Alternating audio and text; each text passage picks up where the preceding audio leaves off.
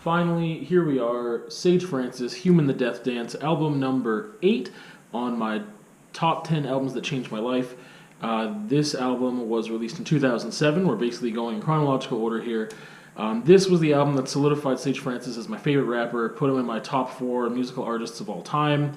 That stuff hasn't changed probably for like over a decade. Hasn't changed for probably more than that. But there's 2 albums before this that I got into. As I mentioned in I believe it was the last installment that talked about compilation albums, that there was a compilation album called Unsound put out by Epitaph Records when Sage Francis was on Epitaph Records. He was on that compilation, and there was the song Escape Artist, and that was the first time I ever heard Sage Francis. That was off of the album Healthy Distrust, and the album before that, Personal Journals. Both of those albums are ones that I went back to after I discovered, oh, this is a Healthy Distrust, this is Sage Francis, this is what is going on here, and I went back. So Personal Journals and Healthy Distrust, great albums. Human the Death Dance came out and just blew my mind. I'm going to get into it here, obviously. Usually I would have the album with me, but I have it on vinyl, luckily, and that is at home. I knew that I was filming at the studio today, and I have like my poster here, my signed poster here, with Sage Francis's face signed by himself, and it's the poster from Life, not Human the Death Dance, but anyway, neither here nor there. I just don't have the album with me on my person at this moment. So, man, how do I get into it? I've written some notes, but I mean, I don't even know how to start. Well, I guess I already did. This is the album that really solidified him for me as just being the best, by my standards or just whatever. To kind of go back a little bit on some things I've said before, not to go back on them, to refresh memories, or if you're watching this for the first time and haven't kept up with all the other stuff, then this was also around the time, it was only a couple years before this that I really started getting back into rap and hip-hop. I was really into mainstream stuff when I was in like grade 6, and I was listening to what was popular at the time, which was a lot of Snoop Dogg, Puff Daddy, Dr. Dre dropped, 2001. I was listening to Eminem as well. I was reading the Source magazine. That is really what I was into for a short period of time. Getting into some DMX and stuff too. But it was just mainstream hip-hop. Like, that's what I was listening to until I kind of got my own sense of who I am and like my own just like, oh, I can't relate to this music. Why was I listening to it in the first place? And then I was just like listening to grunge and metal from like grade 8 until grade 12 and really not much else. And then got into some other stuff. And then it was like, maybe a year or 2 after graduation when I moved to a bigger city and had more exposure to different people and stuff, that I got exposed to a couple different rappers that I really started enjoying and I could relate to. Atmosphere is one of them. God Loves Ugly is still my favorite Atmosphere album. Great album. And that was kind of, and POS with Audition, when that came out, like, that was sent to me by my stepsister, and I was like, who is this? And then I was like, oh, he's on Rhymesayer's label, and that's the label that Atmosphere created, and I was like, and then I got into Greaves, and then all this other stuff. But that's the thing, I started to find some stuff, in the, still, I guess the 2005, 2006, and then this dropped in 2007 when I was just barely aware of Sage Francis's existence.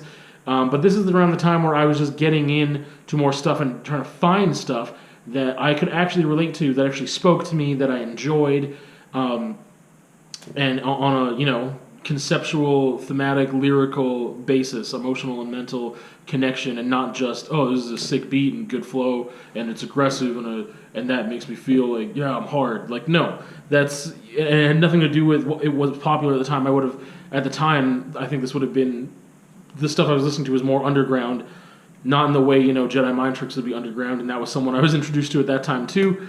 Well, more than someone, a collective. But there's still, in my mind, there's still very few rappers I listen to, very few in the scope of all the music I listen to. I mean, maybe it could be under 30. And for the hundreds and hundreds and hundreds of artists that I listen to and collect their music and enjoy their music, that's not very much. But the ones that I get into, I really, really love. I'm very picky for some reason with certain genres, like with rap and hip hop, like very, very picky. Whereas with something like metal, especially when it gets into more extreme stuff, for some reason I'm just not as picky. A lot of the extreme stuff, whether it's, I mean, everyone's got a different definition of what's extreme, but if I'm talking about like stuff like deathcore, aliencore, for some reason, lyrical content isn't as important to me. Listening to, like, I have a heavy, like, I don't know. It's the music in itself is. I'm not looking for a hook. I'm not looking for the technical ability in the same way that I am with other stuff. Like the technical ability, the genre of music, it's so palatable to me that it doesn't have to be amazing for me to like it. That's one thing. And the lyrical content generally is fine with me. Like it's not like usually against my like belief systems, or I can usually relate to it in some concept. Or if it's like alien core, it's like telling a story, and really for me it's all the other things going into it. I wouldn't compare it to like, yeah, I'm just listening to, you know, super popular club music that's really offensive to my ears and being really demeaning and disrespectful and all this other stuff to different groups. Like, no, that's I just mean, like, for some reason with these heavier genres of music, I can listen to it as somewhat background noise, or sometimes I just really get into it. And the lyrical content doesn't have to like go above and beyond, I guess. Whereas, I mean, sometimes it does go above and beyond, and those rise up to be like bands that are more of my favorites, rather than just like, yeah, there's a big pool of bands in heavy music for me that I'm like, oh yeah, that's good. Like, it's just good. Like, I could listen to it, and that's it. Whereas with rap and hip hop, it's at a much higher standard. There's very, very few of them that it's usually not just, yeah, that's good. Like, it has to be really great for me to even listen to it. And I mean by great by the standards of, you know, not just the beats, but, you know, the technicality of the flow and everything else. But also, I mean, lyrically, that plays a huge role also, because it's way more decipherable than a lot of the heavier stuff and more extreme stuff that I might listen to. That's like guttural vocals and stuff like that, where I can't even decipher the lyrics as much. I look them up sometimes when I get into a new artist. I'm like, man, I really like that. That was a sick breakdown or whatever. I just really like that song. I look into their lyrical content because sometimes it does matter to me. I'm not into like porno grind and stuff like that really. So, or if it was going to be, you know, like white supremacist lyrics, and I'm like, oh, I just really like this song. I can't understand any of it, but hey, you know, and that's the same thing even with, speaking of, you know, rap groups and stuff like that. Like I was introduced around this time to Loop Troop and Promo and these, you know, Swedish rappers that sometimes they're speaking, obviously not, well, I shouldn't say obviously, they're not speaking in English, they're not rapping in English a lot of the time. Sometimes they are, sometimes they're not. And so I had to get accustomed to that and be like, well, I'm assuming that in this verse they're not saying anything super homophobic or whatever else, judging by all the rest of the content that I listen to, and just make those calls. Anyway, I feel like that's enough background on just like where I was at the time that I discovered this album. So, without further ado, this album's it's just got so much, I don't want to say so much it is so complete to me. It's not all killer, no filler, like 100% perfect. There are just different moments on it, but it is diverse enough, and yet this is Sage Francis to me. And to me, it's really the only album that's like this diverse and complete to me in this way. What I mean by that, I mean there's just different types of songs, but they're all very much him, and the different types are still enjoyable, and there's enough diversity within that. So I mean, we've got him.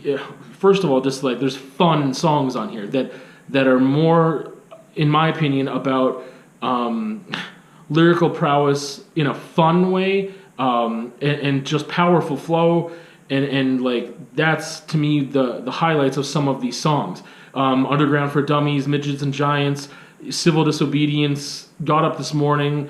The first two are, I think, a little more fun and nonsensical in a way than the last two that I mentioned. But they're just fun rap songs that don't necessarily have a really heavy, strong concept or a personal, you know, they don't get as overly personal and maybe emotional as some of the other songs we're going to talk about later. Civil Obedience is to me, it's still a fun song, but still just talking about his journey, talking about himself, but not in like a really heavy way. It's light, it's fun. The chorus is in there that just like, I'm not even going to attempt to do it, but it really is showing off his flow with, and some of these songs have some bravado in them. You know what I mean? Like they are following a pattern that was put forth of what a lot of rappers do stereotypically, which is big themselves up and things like that. But I don't know, the way Sage Francis does it, it doesn't bother me. I don't know. It's just because it's not demeaning and disrespectful simultaneously. He's just saying like, this is me and this is what I can do, and let me show you what I can do right now. It doesn't upset me the way he does it. But as I was saying, Civil Obedience and Got Up This Morning have a little more substance to them, I think, than Underground for Dummies and Midgets and Giants, and those are still good songs. But I would just say good songs. They're just good songs, those first two. And Got Up This Morning to me, it's that crossover of, when I say lyrical prowess, I mean, he's got more than one. And one is just like in this fun, playful way where he can, it's the mode of him that would go into Scribble Jam. It's the mode of Sage Francis that can go into a rap battle, that can just freestyle. Like, that's that part that there's a certain part of lyrical prowess that's that part. And then that's like the fun side, and then there's also this other thing that starts to happen and Got Up This Morning where and continues, leans into it 100% in so many other parts of the album, like half the album for me, where you've got references. You've got these references to writers and poets and artists of a bunch of different kinds and different things, philosophies and whatever else, that really make the tracks so rich. That was the one thing that just blew my mind when I first heard Got Up This Morning. It really had to grow on me, because the instrumentation, the female featured vocals and stuff like that, it just didn't really grab me right away. But the thing is that it was able to grow on me. I was open to it enough that eventually the musical side of things, I was just like, oh yeah, like, that's not so bad. Like but it was the lyrics that really drew me back in for more every time, because I get something new. That's the thing I love about Sage Francis. I get something new almost every time I listen to a song. It's so dense and rich with just layered, not only concepts, but I mean like symbolism and similes are easy to pick up on, but I mean like just the layered. I can't even think of words right now. Like the amount of metaphor that's packed in there. Think of as many different lyrical devices, and he's using them.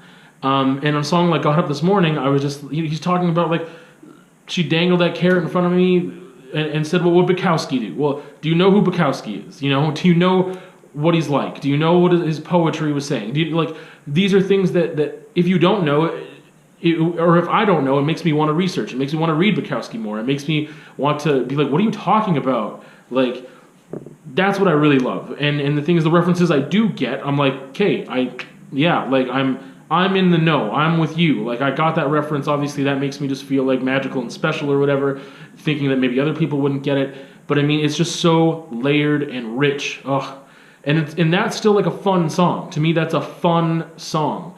But that's the transition into like just the fun songs that show a type of lyrical prowess that is more like freestyly and into that type of I would say topic of discussion sometimes, with a lot more bravado, and still not to me in an aggressively disrespectful, horrible way at all.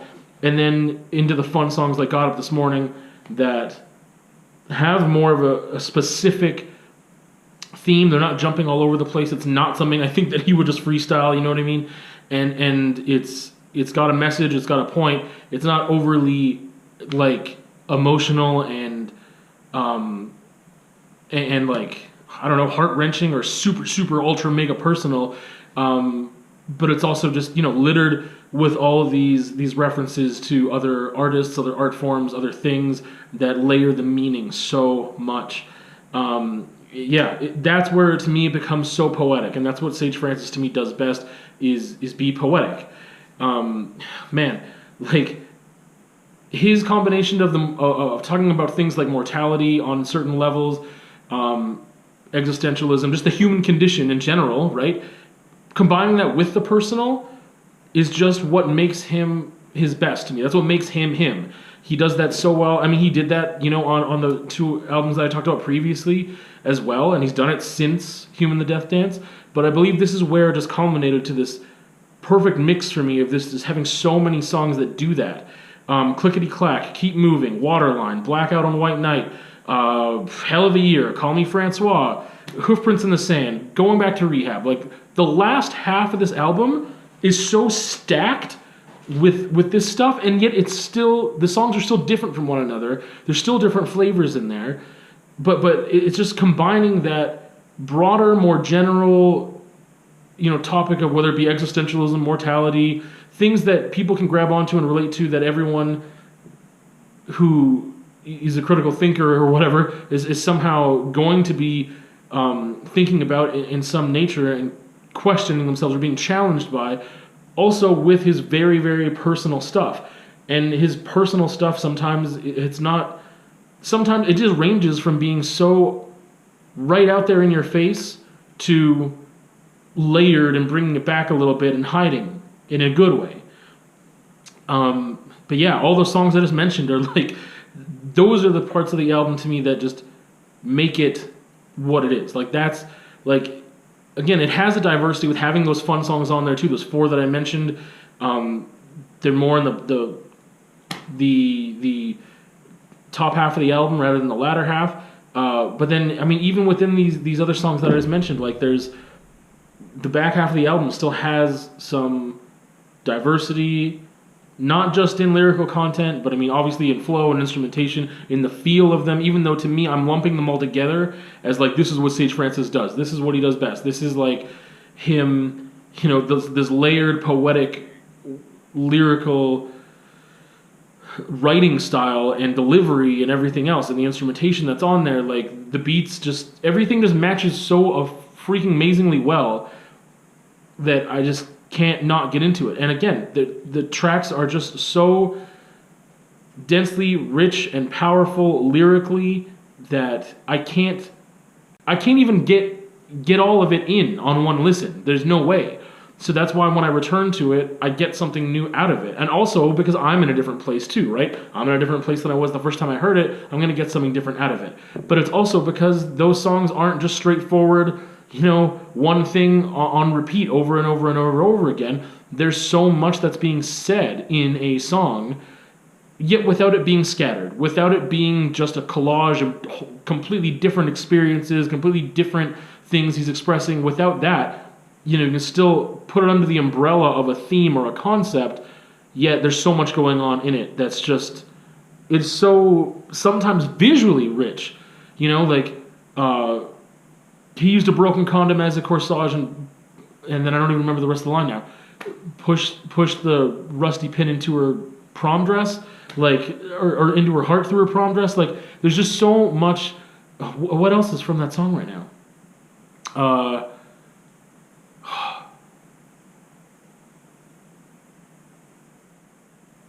Man, there's a whole thing about a jack-o'-lantern. She carved my face out with her tongue. Something, put a candle behind my eyes. I can't even, I can't remember right now, but there's just these, he gets so amazingly visual sometimes that I just like, and as a visual artist too, like for me, I've just always been able, and not saying that all visual artists do this, but I have a mind's eye, a very strong one, where as soon as something is said to me auditorily, like as soon as I hear something, I start visualizing it immediately. So he has these very strong images that he just paints for you, and it's just his poetry is just so, it's not pretentious to me. That's the thing. It doesn't come off as pretentious to me.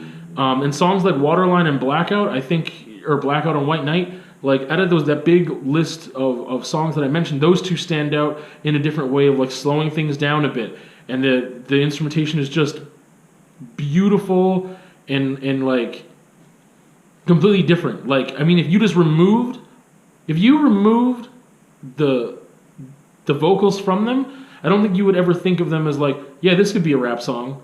Like it's so natural though that I don't question it. It was just like, man, like how. I never thought like, oh, how is he rapping over this? It just seems so natural. But if you were to remove the vocals from it, and this is the first time you heard that, I don't think you would be like, yeah, this would be a good beat to rhyme over. Like that's not really something that I think most people, including myself, would think when they hear that. But yeah, it's Waterline and Blackout and White Knight are they're not interludes. They're these songs that they're a break.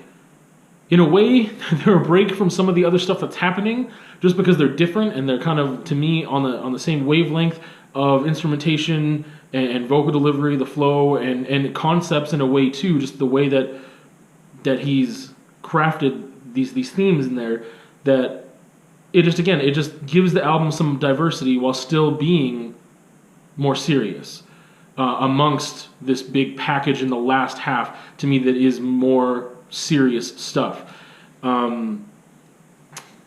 serious and personal, and something that is worthy of reflection. Whereas like Keep Moving is, to me, like that was one of the songs that I related to most, not in a good way, but I mean, again, that song is, I can still listen to it because it is so rich. Like sometimes, and I've talked about this plenty of times before, that this is one of the albums that changed my life, but I can't even listen to it. Mechanical Animals is one of them. The stuff on there is too powerful. It brings me back to a place I don't want to be in, of depression and sadness that I can't deal with. Keep Moving is a song that I related to in a way that I don't want to relate to, just with, past relationships and, being 1 foot in, 1 foot out of relationships, and packing your stuff up and leaving eventually, and whatever else. And there's other stuff going on there, but like, I can still listen to it despite the fact that it's powerful and the fact that it makes me think about that and reflect on my past self and my present self and my future self. It does so in a way, like, again, that it's got so much in it still, and it's not just, it is very much like, yeah, this is a song about, again, 1 foot in, 1 foot out. It's very clear in the chorus, but then the verses explode with all this imagery and poetry and everything else that can be so varied, and you really have to think about it and how does it apply to me. I mean, it's not even thinking about it in like the super conscious way. It's just the fact that it demands more from the listener. That's the thing. This album demands more from the listener. I think that people that would listen to this and can't get stuff out of it would probably be really shallow people. That's what I think. I think that maybe they'll only like a couple of those fun songs that I mentioned at the beginning, and the other ones they just can't get into. And maybe that's just me being elitist and pretentious and whatever, but this is why I love Sage Francis. Are these songs here? Like, again, Going Back to Rehab, Hoofprints in the Sand, Call Me Francois, Hell of a Year. I just talked about Blackout on White Knight and Waterline, but I mean, Keep Moving was the last one I mentioned too, Clickety Clack. Like, these are those things that are just so, I'm going to keep using the same words over and over and over again. I should buy a thesaurus, but rich, dense, like, just so full, without seeming like a smattering of buckshot of little different things. It doesn't seem like some weird collage like of things. It's still cohesive. It's still complete. And that's the thing about this album, is that it has enough diversity while yet still having Human the Death Dance. Like, I know he borrowed that line, and I can't remember where he borrowed it from now, if it was from a book or a poem, or for some reason I believe it was an author. I just don't remember if he was a poet or what. I can't remember now. I know I looked it up a long time ago. I should have looked it up again, and I just didn't. But it says something to me without me knowing the history, without me knowing the direct reference or remembering the direct reference or having to read that thing that he referenced. I still get something out of that title. And when I listen to these songs, almost all of them come back to that title. So to me, a cohesive body of work, if I was thinking as a visual artist, is like, this is an exhibition, this is a body of work, and it all is under the umbrella of this title and this artist statement. Like, I mean, it's not just like, it is that thing, and yet it is still varied. It is not just the same piece repeated over and over again with different sizes and colors and brushstrokes. It is not repetitious in a way that would be boring. Not at all. It's so varied, yet still being under this umbrella. And then you've got some songs, like I said, that don't really necessarily fit, but at the same time, they don't distract. Like, that's the thing. Like, Underground for Dummies and Midgets and Giants, very specifically, to me, they don't distract. And he's got, like, Brockalute on there and a couple, like, fun little interludes. To me, they don't distract from the whole album, and I don't know why. And the fact that I don't know why, to me, is also...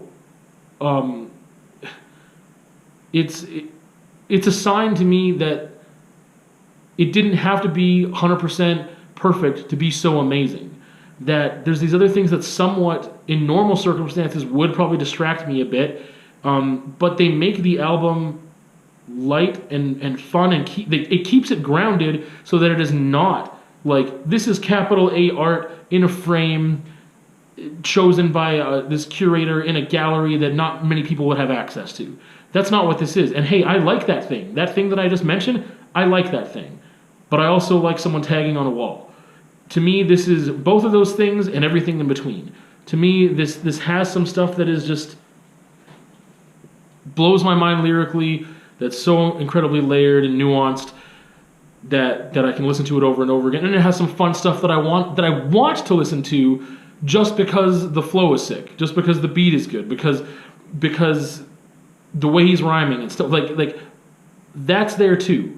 So it's not like the album has something for everyone. I don't think that, really. I think there's some people, again, that might latch on to some of those more fun tracks and they wouldn't be able to get into the deep end of the track listing.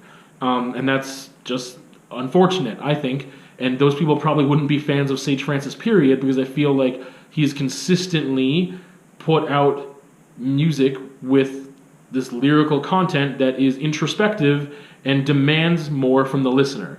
I want to be challenged. I want to be pushed into thinking about things, thinking about myself, about my actions, about how I can be a better person, whatever.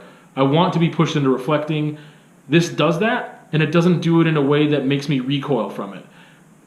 Because sometimes it gets either too heavy-handed, too much holier than thou, too intellectual. This thing, to me, it's intellectual. To me, all his references and everything else, they don't seem showy. It just seems natural. And if you get them, you get them. If you don't get them, you don't get them. But it doesn't seem holier than thou. It doesn't seem like he's standing on a pedestal to me. Maybe that's because I can reach a lot of the things he's talking about, but not everything. And it doesn't make me feel dumb either.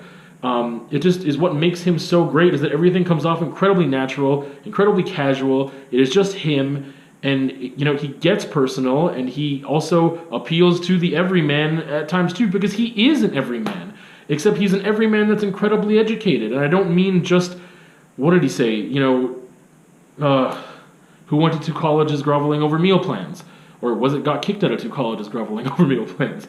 But he talks about wasting his money on education in a way. It's not about a formal academic type of intellect. It's something deeper that I think everyone has access to, but they don't exercise or pursue, and he does. That's the thing. This really solidified to me how smart he is and how he chooses to express his intellect and his emotions. There's so much emotion on here, but it doesn't. I mean, he references sometimes that people call his music emo, right? And it's a thing. I don't get that. Like, I love emo. Like, it's just one of my whatever. But I don't know if that's why I'm drawn to this or not. To me, it never sounds whiny. Just like it never sounds overbearing in any sense, I guess, and doesn't come off to me so intellectual that it's going over people's heads in a way that would make them upset. And if it did make them upset, then whatever. I guess pursue more intellectual activities and better yourself. Anyway, I am super, super ranting now. So to get to the point, I mean, I kind of made half of the point already. This is an amazing album. It has this perfect mix that I talked about of things, perfect mix for me. How is this an album that changed my life?